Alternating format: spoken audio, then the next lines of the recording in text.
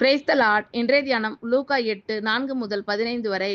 சகல பட்டணங்களிலும் இருந்து திரளான ஜனங்கள் அவரிடத்தில் வந்து கூடினபோது அவர் ஊமையாக சொன்னது: விதைக்கிறவன் ஒருவன் விதையை விதைக்க புறப்பட்டான். அவன் விதைக்கையில் சில விதை வழியருகே விழுந்து மிதியுண்டது. ஆகாயத்து பறவைகள் வந்து அதை பட்சித்து போட்டது. சில விதை கற்பாறையின் மேல் விழுந்தது. அது முளைத்த பின் அதற்கு ஈரமில்லாததினால் உலர்ந்து போயிற்று. சில விதை முள்ளுள்ள இடங்களில் விழுந்தது.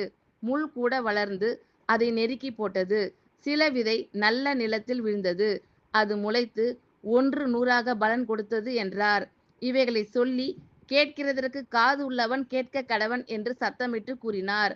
அப்பொழுது அவருடைய சீஷர்கள் இந்த உவமையின் கருத்து என்னவென்று அவரிடத்தில் கேட்டார்கள்.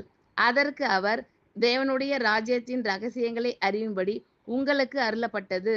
மற்றவர்களுக்கோ அவர்கள் கண்டும் காணாதவர்களாகவும் கேட்டும் உணராதவர்களாகவும் இருக்கத்தக்கதாக அவைகள் ஊமைகளாக சொல்லப்படுகிறது.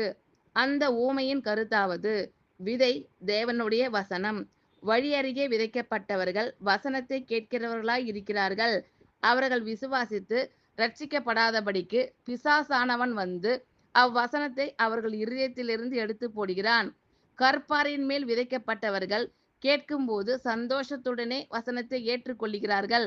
ஆயினும் தங்களுக்குள்ளே வேர் கொள்ளாதபடியினாலே கொஞ்ச காலம் மாத்திரம் விசுவாசித்து சோதனை காலத்தில் பின்வாங்கி போகிறார்கள். முள்ளுள்ள இடங்களில் விதைக்கப்பட்டவர்கள் வசனத்தை கேட்கிறவர்களாய் இருக்கிறார்கள். கேட்டவுடனே போய் பிரபஞ்சத்துக்குரிய கவலைகளினாலும் ஐசுவரியத்தினாலும் சிற்றின்பங்களினாலும் நெருக்கப்பட்டு பலன் கொடாதிருக்கிறார்கள். நல்ல நிலத்தில் விதைக்கப்பட்டவர்கள் வசனத்தை கேட்டு அதை உண்மையும் நன்மையுமான இருதயத்திலே காத்து பொறுமையுடனே பலன் கொடுக்கிறவர்களாய் இருக்கிறார்கள். ஆமென். Thank you Lord. கர்த்தர் உங்கள் அனைவரையும் ஆசீர்வதிப்பாராக. God bless you all.